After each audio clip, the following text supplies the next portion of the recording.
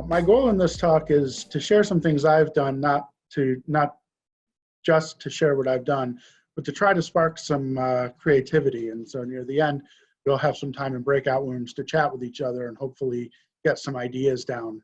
A little bit of background. So Alex already mentioned I'm at Ferris State. For those of you who aren't in Michigan, we're in Michigan, about an hour north of Grand Rapids, if you know where that is. A rural kind of mid-sized comprehensive university. And I'm going to talk to you about something I've been doing with quantitative literacy that integrates Michelle Alexander's book, The New Jim Crow. So a little bit about, for those of you who may not be familiar with what quantitative literacy, or just to share my philosophy on what it really is about, is it's about habits of mind, right? It's about the willingness and kind of habit of thinking about what's behind the data, what did data tell us, how is it being presented, and is it really sending the message that the speaker claims, or a presenter claims it's representing. A lot of this includes using what some people might think of as elementary math in more sophisticated contexts. Contexts including social and racial justice. So for example, what I see with students, some elementary topics that I see students struggle with: ratio and proportion, percentages, understanding units of, and understanding how units impact a statement you're making, different representations of mathematical relationships. So in this slide, there's this graph from The Economist has two different scales, one on each side of the axis, and you've got a bar graph and a line graph, something like that. A graph like that with those kinds of complexities would be something that my students would struggle interpreting and being able to extract information out of. Here's another example just to kind of lead into how the book, The New Jim Crow, kind of plays into this.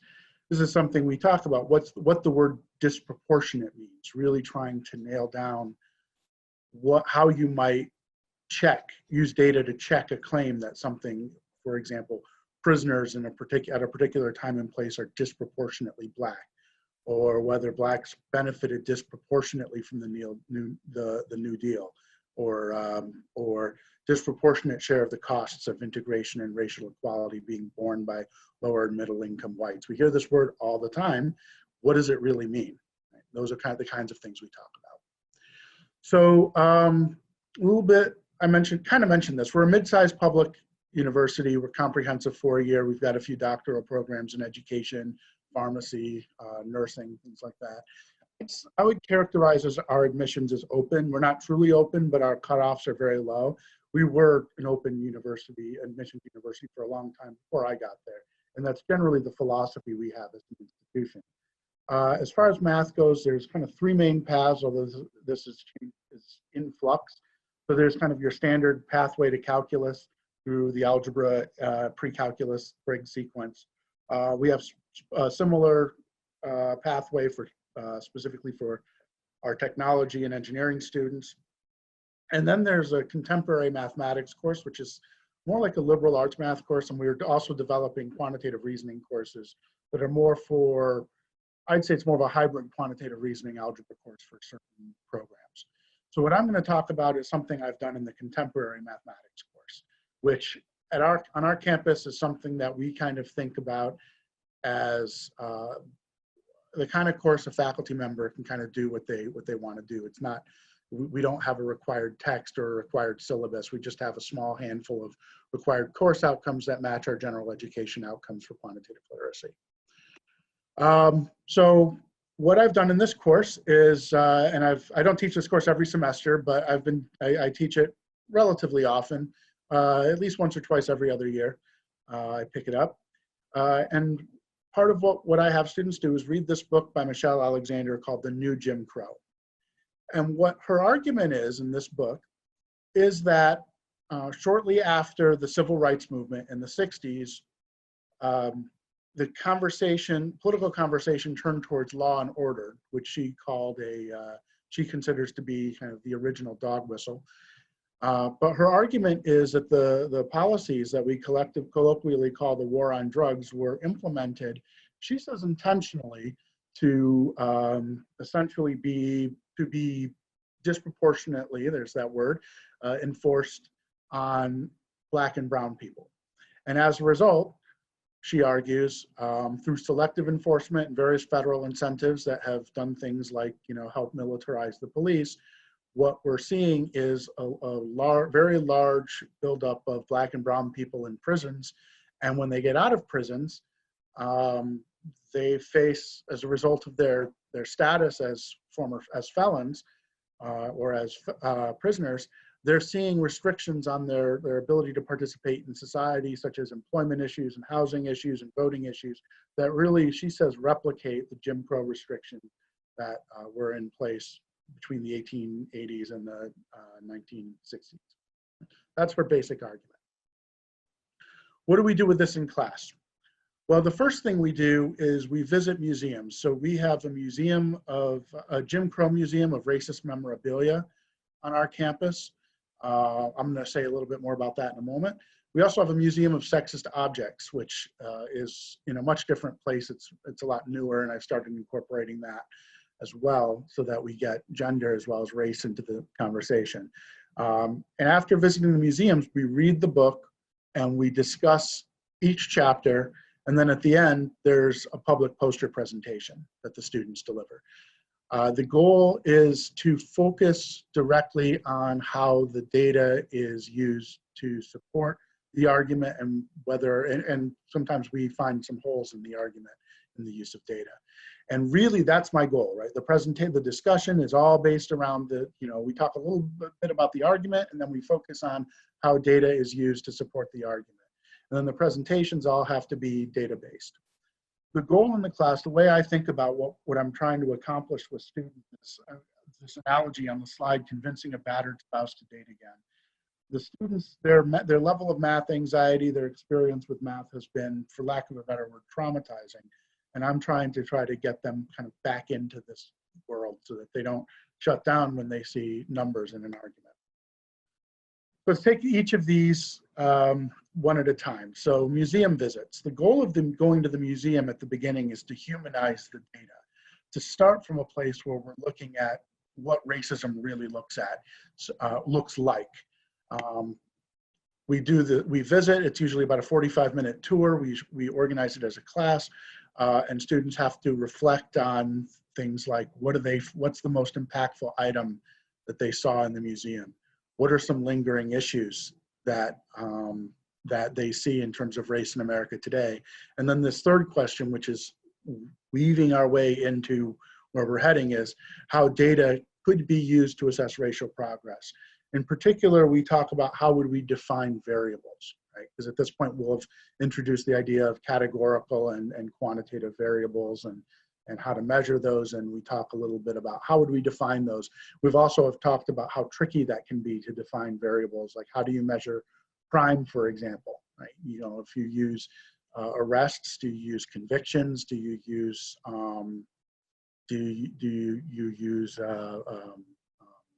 complaints? It's tricky. I'm going to share a little bit more about the museum. So here's the museum's website. I'm going to put the website URL in the chat. Hold on a second so you can take a look.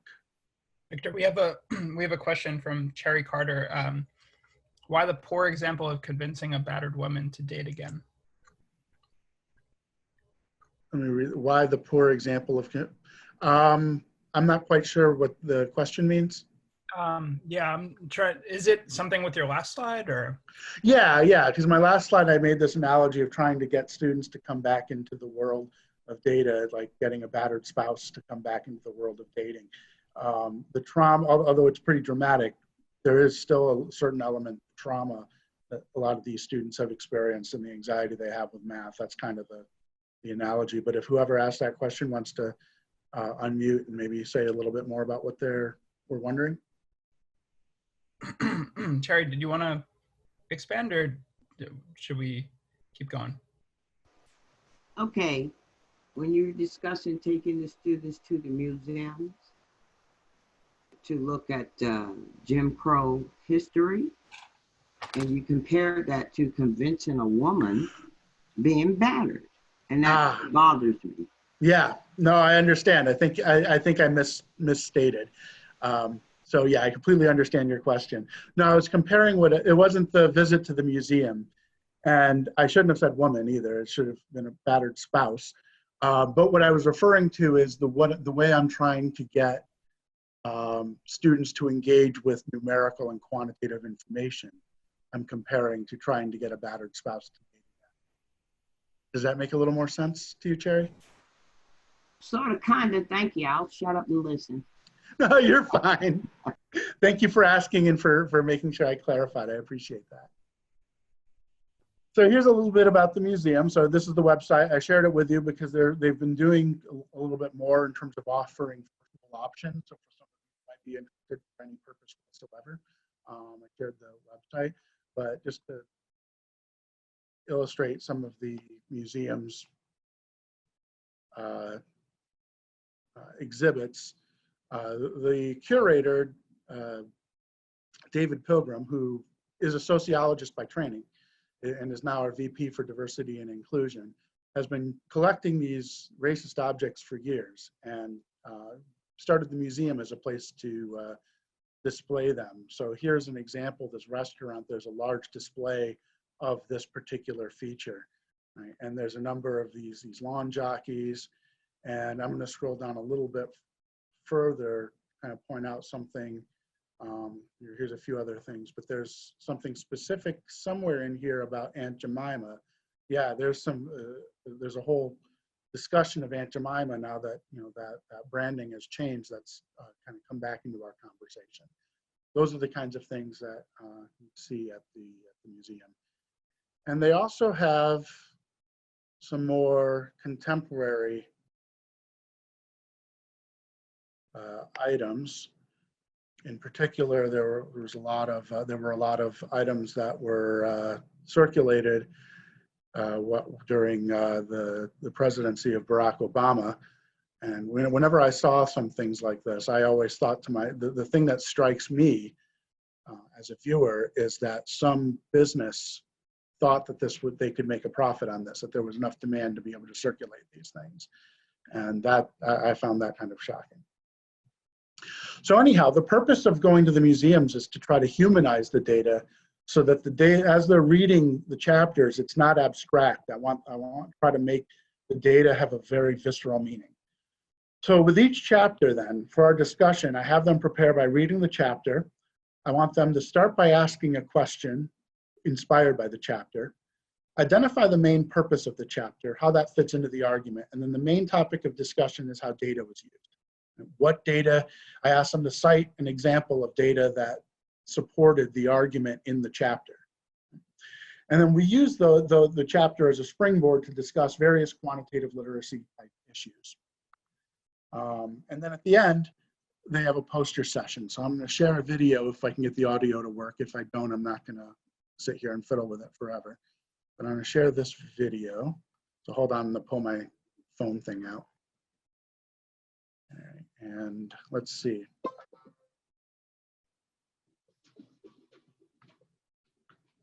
So you can give me a thumbs down if you're not hearing it. There's not nothing here.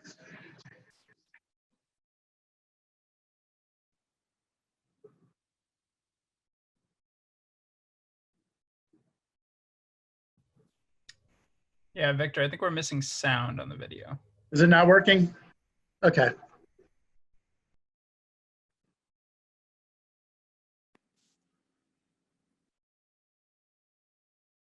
Sorry about that.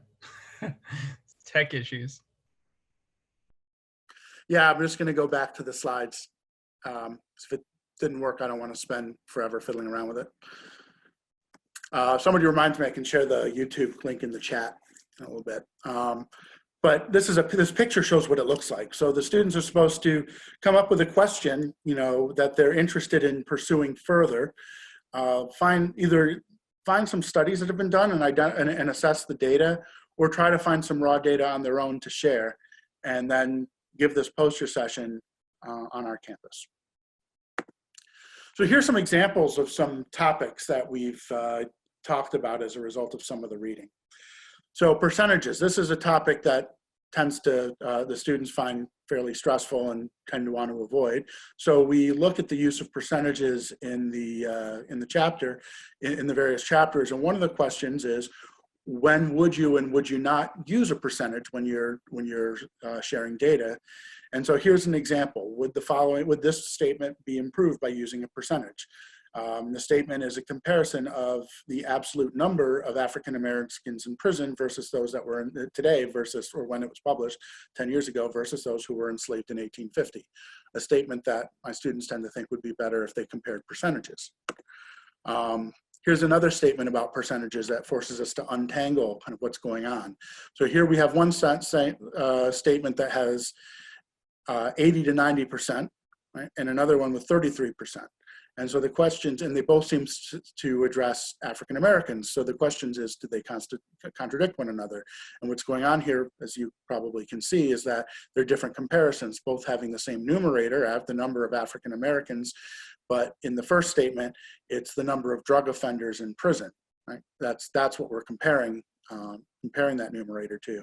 And in the second, we're comparing the numerator to all African Americans in the country. So being able to disentangle percentage statements to understand what the statement is saying precisely. We talk about correlation versus causation. So one of the arguments Alexander makes is that increasing federal spending on law enforcement, which was part of the war on drugs, worked because drug arrests skyrocketed. And so there she's saying something worked because the increased spending caused arrests to skyrocket. So is that an assertion about correlation and causation? And so what do we do? Well, you kind of untangle what the variables are involved, right? Federal spending on law enforcement is one variable, and the number of drug arrests is the second variable. Can you find an argument that this was there might have been a common cause here? What would the argument for causation be, and what do you think Alexander's asserting? It's a nice example of the difference. Those are just a couple examples. So what else, what do the posters look like? So the first time I did this, which that picture was from, and the video I was gonna play came from, students have asked whether or not new voting laws impacted Black turnout. This was right after the 2014 midterm, and there were a lot of new state laws regarding voter ID. Some students were really interested in Black women. They felt like Alexander's book focused more on Black men, and they were interested in kind of this intersectional topic. And so they were asking questions about incarceration of Black women. Some asked about incarceration and recidivism rates, and they looked into that. Some were looking at the relationship between education and incarceration. Others were wondering about perceptions and stereotypes in terms of television. The most recent time I did this was about a year and a half ago, maybe 2 years ago by now. It was right after Black Panther came out, and so you can see their posters. So one, in the upper left-hand corner, we've got somebody looking at gender roles in STEM degrees. Like now we brought gender in when we visited the Museum of Sexist Objects. Another was looking at gun laws, right? Because there had been a number of gun shootings and of school shootings. So they were interested in about the relationship between gun laws and race, and whether gun laws could be considered racist. Kind of going around in a cycle, bottom right, somebody was wondering, because there had been some movement towards dismantling the war on drugs. So they were asking, where is this heading? And then the final in the bottom left was some student went through a sample of Twitter tweets to assess the reaction to Black Panther, which had just come out, the movie Black Panther. So what have some students said?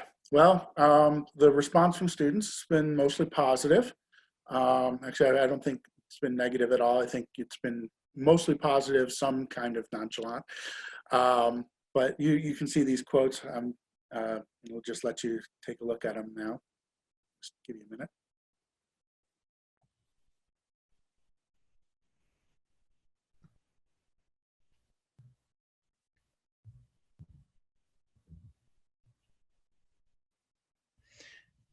Victor, we always also have a great question from Robin Lopez in the chat. So whenever you're ready, let me know. Yeah, go ahead. Sure. So Robin Lopez asks, are students encouraged to apply their data-informed projects to have agency to catalyze change to address institutional and structural racism or oppression? If so, what are examples in which their work was used to influence change or spark community dialogue? That's a great question. I don't know that I've been able to inspire that level of commitment, to be perfectly honest. I have heard comments like, you know, after taking this class, I'm reading the news now. But some of that depends on how likely students are to be activists. The students I tend to get in this class, I'm going to say a little bit more about this in a minute, are usually majoring in criminal justice or majoring in social work. And our social work program tends to be a micro practice focusing on clinical work, not as much on advocacy. So I would say the social workers might be more inclined towards activism, but I just haven't really seen that happen. There's something else I do in this course when I teach it. I haven't always done this, but I've often done it, is I've had a service learning project, and it's not related to the new Jim Crow, it's something else. Usually their students are doing some database project with a campus organization, whether it's athletics or the health center. Some have worked with our local homeless shelter, but yeah, it's a great question. And it's something I haven't quite figured out how to wrap my mind around yet. Thanks for asking.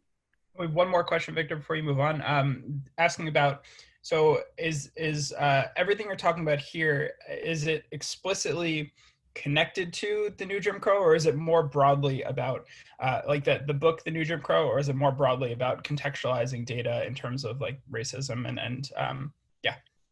Great question. So what we do is we focus on the new Jim Crow as an example. Right? And that's why the students are encouraged to ask their own questions when we get to the poster session. So it's not as much, so we really do focus in on that book during the discussions, and then students can go in whatever direction they're curious about. So what are some observations? So here are some things I've found. One, it's hard to get the students to disagree, both with each other or with the author. The first time I did this, I was excited because in my own head, I was stereotyping criminal justice majors and social work majors and thought they'd come to the table with very different perspectives. And I would get some great discussion and debate going where we could try to let them kind of share their thoughts a little bit and then say, all right, what's the evidence, right? And try and get back to data to say, how could we answer this question, this controversy with data? But that didn't actually happen for whatever reason. But I will say that by the time we get about halfway through the book, usually one student kind of bravely raises their hands and critiques something Alexander said and their use of data. So once it was that question about 1850 that I showed a few slides ago about comparing the number of African Americans in prison in 2010 to the number of African Americans in slavery. That was actually a student comment about how that really should have been a percentage. That was spontaneous. And another question was somebody looked at the end notes for the book and was trying for some data that was cited, and found that it basically, in our language, it was a secondary, not a primary source, and raised that as an issue. And so once a student starts that, then it does get the ball rolling a little bit, and the students ease up about halfway through and are willing to be a little bit more critical. The other observation is, as I've done this probably 3 or 4 times now over the last several years, I'm finding the reading comprehension element is becoming more of an issue than it has been in the past. By that I mean, you know, when students are preparing and reading through the chapter, I'm asking them to figure out what's this chapter about and how does it fit into the argument? How does it fit into the case that Alexander is making? And what I found in the most recent iteration of this in spring semester of 2018, 2 years ago, was the students had a hard time seeing how one chapter was different from another and how the point was different and how the point evolved to structure an argument. It felt like I got the sense that they thought kind of all the chapters were the same. And so I think there needs to be some support to help them understand how the chapters are different, right? What they're looking for. Victor, is a great question that connects to your first point from Gloria. She says, I get a lot of pushback and hostility from students in a course with race in the course title. How do you deal with that in a course that doesn't even hint that the students will be asked to read a book like Alexander's? Well, all right, that's a fantastic question, because my colleagues in social sciences and who also teach courses that have race in the title have exactly the same problem. So one of the things I try to do is establish norms early in the course. I think it's always important to talk about sensitive and controversial issues. Controversial issues is describe norms. However, I also will say that I think I have a big advantage in that this is a math class that satisfies their math requirement. And so the students walk in and they're surprised to see something relevant and something somewhat interesting that they find, even if they don't necessarily agree, that they're a little bit more willing to go along with it. I also suspect, I'm not sure who the questioner is, but on my end, I suspect I get some advantage from my privilege that I'm a white man, right? And so there's that privilege that I have that others might not. I know our professors who teach courses on race to our criminal justice majors are Black women, and so I think that may impact the response that students have, unfortunately. Great question. I will say also, further to that question, I mentioned at the very beginning that we've been developing these quantitative reasoning courses that are designed for majors like business and nursing. And we've actually been shifting social work into the students into those courses out of the contemporary math courses to help them prepare for their stats courses they have to take. And so when we did that, we collaborated with faculty in nursing and in social work to prepare course materials. I myself had originally designed the course for business, and I have somewhat of a business/law background, so I didn't need too much collaboration to help build that. But what we found was, kind of coming back to this question of race, there were a lot of examples, social justice examples that had to do with what's in the new Jim Crow. And when faculty reported back to me, the response kind of was like, oh, this again? It was just too repetitive. So we did get a little bit of pushback, like it was a little heavy-handed in that course, which is of course a very different context.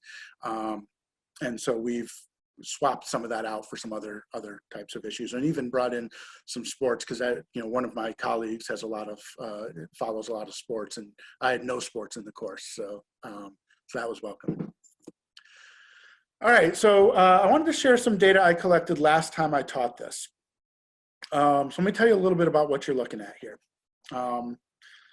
So the first thing is, I mentioned at the outset that quantitative literacy is a habit of mind, is one way to think about it. So a couple of my colleagues in the quantitative literacy community developed what they call a promptless instrument to measure habits of mind, which I've kind of have always taken to. And the idea behind this survey essentially is you give students a somewhat an article to read that has certain parameters. Has to have a graph, has to have a certain length, bound by not too long, not too short, things like that. I used articles out of The Economist for my purposes here. And then there's a series of questions students have to respond. And the first two kind of get at, did they understand the article? Right? But then questions 3, 4, and then there's question 5 is looked at for 2 purposes. These questions get at things like, you're asking questions about the article that are not directly asking about the quantitative information or the graphs, except in question 5, the graph is represented. And what you're looking for is the extent to which students spontaneously brought up the data in the quantitative aspects of the article without being prompted to do so. That's basically what they do. And there's different aspects of this. Questions 3 and 4 ask different questions. I can't remember off the top of my head what they were. And question 5 is about the graph. And then you measure, and that's how you assess it. So I gave these to my students in this particular class, in this particular section, after each, at each portion of the class. And by that I mean, in this section, what I did was we started the class, I gave it to them at the beginning of the class. Then we had something that I had developed with my partners in social work and nursing, which is a role-playing simulation involving a health clinic in a rural area. Then gave them same thing again, different article, asked them to respond and measured. Then we did this thing with the new Jim Crow, did the same thing. And you're seeing the responses are measured on a scale, I believe it's from 0 to 3. And what you're seeing here, the portion of the average score from each, in each iteration. Now I will also add that after the new Jim Crow, the next thing we did was we had developed some case studies collaboratively with the social work and nursing faculty. There's a whole series of them on themes, and in this case we had one on the Affordable Care Act, we had one on the minimum wage, we had another on, trying to remember what we kept. Oh, another one on human trafficking. And then there was a fourth, I can't remember what it was. And so different students worked with different case studies. And then we did the same thing again. We measured again, and that's not in this plot, but what happened was it went down. And then we had another role-playing simulation that was based on the Flint water crisis. And we measured again at the end. So what you're seeing here is that student performance on this habits of mind data improved. And they peaked, this is what you can't see, they peaked after the new Jim Crow, and then they fell quite a bit after that. That's what's not on this graph. So that tells me two things. One, that what we did with the new Jim Crow can be powerful in terms of influencing habits of mind, but the data that's not here, because it made the graph really too cluttered, but what the data that's not here showed me is that that's very tenuous, and that those habits can kind of go away over time. And so that suggests to me that what's important is to continually reinforce these habits, right? To make them real habits and not something that, and something that's robust, right? Not something that's fleeting. And so that's where kind of the second half of this discussion can go. As I advertise this as a workshop, and the workshop piece is the rest. So for quantitative literacy habits, the best, as I mentioned, that data suggests to me, the sample sizes were like 12, so don't take this to the bank. It's certainly not nothing I would advertise as saying we should change policy at scale, but it's suggestive. And so here are just a couple of examples that I thought of kind of when I was thinking about this. What might something look like that integrates quantitative literacy and racial justice, not necessarily the new Jim Crow, just racial justice writ large across the curriculum. So in accounting, you could do service learning with a minority-owned business and identify challenges that minority-owned businesses might face, especially small businesses in a neighborhood. In finance or in education, you could look at redlining and the impact of redlining on education funding. In nursing, you could look at, if you had a community nursing course, you could look at health disparities in a statistics course for nurses or for health professions or in a community nursing course. So these are just a few more examples of things that I haven't done, but just kind of off the top of my head things that I'm offered to kind of hopefully spark your imagination and spark conversations in breakout groups. And so that's the next thing we're going to do is switch into breakout groups. Before we do, I might pause and see if there's any burning questions you might want to ask now, or if there's anything that came up in the chat that Alex wants to surface. Yeah, Dr. Melissa Gonzalez had a great question, and you touched on it a little bit, but so have you considered teaming with another department in order to make the connection between your project and potential and something that can be carried out in another department's classes? Oh, I love that question. So the answer is yes and no. So the no part is regards this specific, the thing I've done with the new Jim Crow. I've not considered, and I think that's a great idea, considering teaming up with faculty in another discipline to try to connect that specific topic. But the yes part is, the collaboration I mentioned with nursing and with social work, which we've occasionally brought business into, included a faculty learning community we ran last year yeah, last academic year. Sorry, time gets away. We're looking at time warp with everything that's happening in 2020, but which involved teams of math faculty, nursing faculty, business faculty, and social work faculty. Not all four, there were basically three, and then they did occasionally rotated so that everybody had a chance to look at something. And they developed course materials to develop scenarios that were used both in the math class and then in the partner discipline classes. So for example, one group worked on Hurricane Katrina, just as an example. They did something with Hurricane Katrina that we use in our quantitative reasoning classes, and then others did some stuff that they're doing in their partner discipline classes.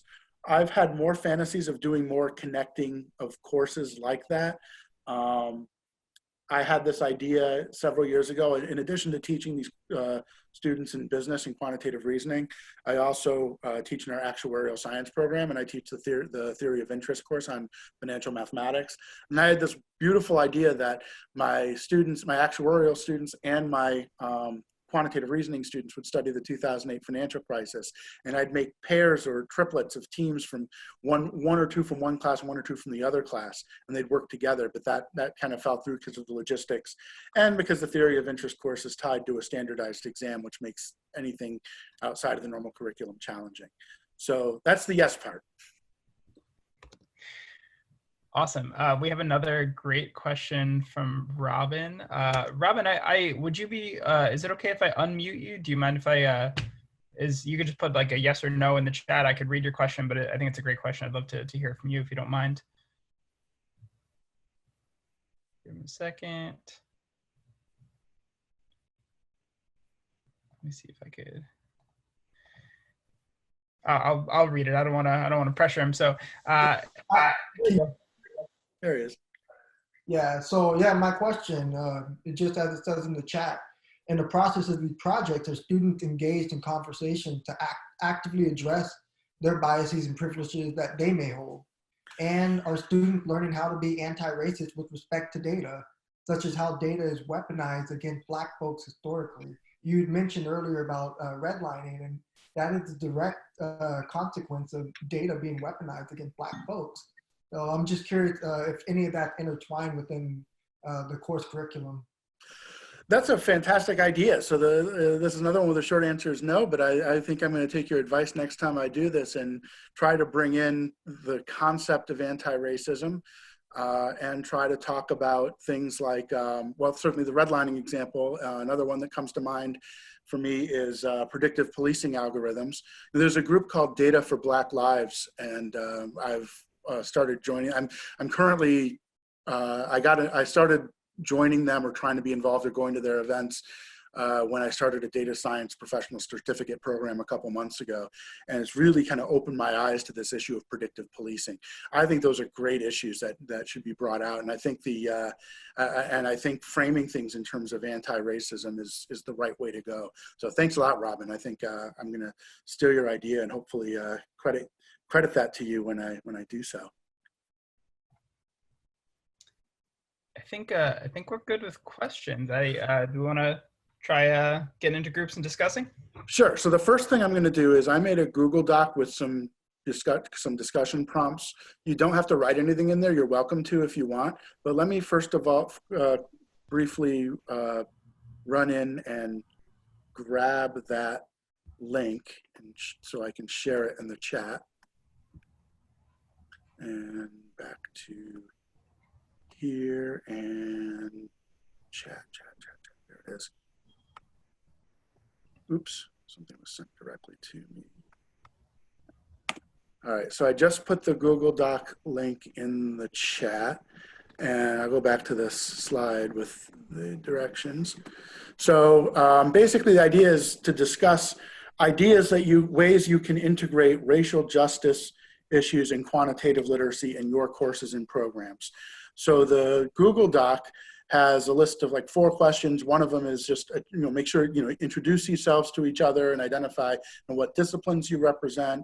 And then another is, for me, because I think in terms of quantitative reasoning, I start with the context and then find the quantitative literacy and data-based issues that address the context. So that's what these questions are designed to do, about what kind of racial issues come up in your, or are around in your discipline, or can be addressed by your discipline, and then what kind of data might be able to be used to assess those. So let me go ahead and make breakout rooms. Before you move us, can you just, I think the doc is private, so if you could just make it public. Oh, yeah, good point. Good call.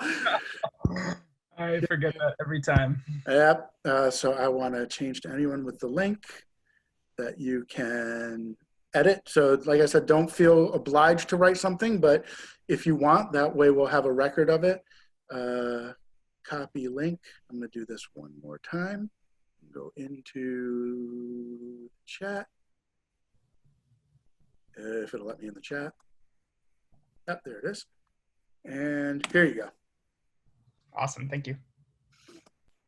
And I don't think my slides are needed anymore. And now I'll make breakout rooms. So we have 25. So I think I'll break us into 5 groups of 5. That way, hopefully they'll be large enough to get some interesting conversation going, but small enough so that everybody should have a chance to participate. So we have 15 more minutes, about 10 minutes for discussion, and then we'll come back for the last 5 minutes and share. So welcome back. We only have a couple minutes left, so I'll invite you to either share what you talked about in your breakout groups, or if you want to ask a question about anything, I guess you could maybe raise your hand and Alex could unmute or something. There's a hand raising function. All right, let's start with Mike. So let's make sure I can actually unmute. Okay, my question is, you mentioned that the length of time that these good practices of mind associated with using data in analyzing issues dropped off. Do you have any sense of what could improve that so that it doesn't drop off so much? Great question. I think repetition, right? Just to give you a quick example, in January I had my teeth cleaned at the dentist, and the dental hygienist told me that it's actually better to start brushing from the inside of the front teeth. It took me a lot of conscious attempts before that became habit. But I think repetition helps make habit. And that's why I think it's useful to do this kind of thing across the curriculum.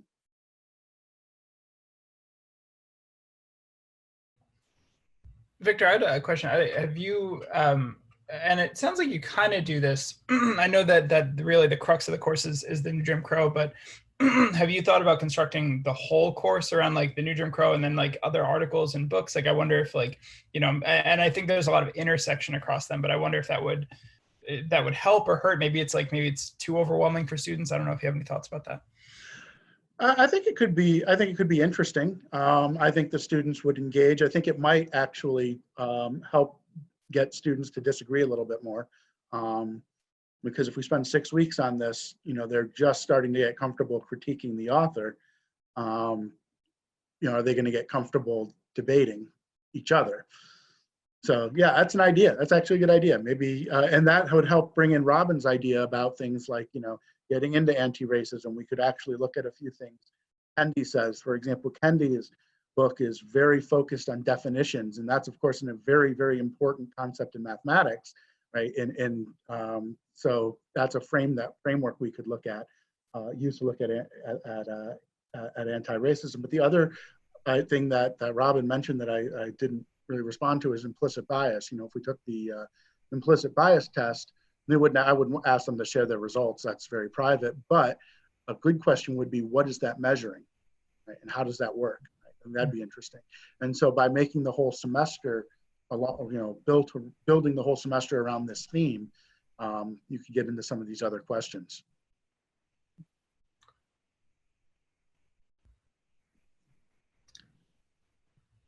So we're actually a little bit over time. So is there anything anybody is dying to say to conclude? think we have one more question from Lisa. I don't know if you want to cover that. Go ahead. So Lisa asked, do you have thoughts or perspectives on how social media can be utilized as narrative based can now be utilized as narrative based publicly available data for research? So I guess kind of like how social media fits into this, like, you know, data distribution and things like that. Yeah, you know, it's a data gold mine, right? In some sense, although there's some ethical questions about data privacy that are associated with that. But what the student who looked at Twitter responses to Black Panther did was she just looked at hashtags and then did kind of a convenient sample of like every other one or something like that for with a certain number of looking at a certain number of tweets. So yeah, that's definitely a data gold mine, as long as you can get around the privacy questions. And I think if you can figure out a way of filtering that and processing that, I know other people have. I'm sure there's probably some great analytics tools for scraping some of that data. It just makes me a little bit nervous ethically. That's all. Yeah. Yeah, I was just gonna say, so I don't know if you want to maybe give everyone how they could reach you if they have any questions or want to engage further. Oh, sure. Actually, I feel like it's in my last slide. Yeah, it's in my last slide. So hold on, I'll share it. Yeah, totally. Yeah, we got talking, and I dropped the slide. This is one of my standard concluding slides. So. So I can be reached. There's my email address is there. There's also my Twitter handle, and I'm happy to keep conversations going. I think I'd just like to leave you with kind of this idea that you know, there's a lot of very serious issues, and we're in a prime position to help students kind of untangle those, try to help them to question some of their assumptions or identify what their assumptions are, and question some of what their beliefs are structured on, and try to convince them to incorporate evidence into their thinking styles. The Google Doc is available. I'm not going to do anything with it, so if you had some great ideas that ended up in there, you have access to it. If you want to see what other people talked about, that is public. And of course, I want to thank you all for coming and engaging, and thank Course Hero for inviting me. Awesome. Thank you so much for joining us, Victor. It was such a pleasure. It's always so great to learn from you. Yeah, and thanks again to everyone who made it, and we hope you enjoy the rest of the summit. And yeah, reach out to us or Victor with any questions about a session, or us about any questions about the event. And yeah, have a great day, everyone. Take care.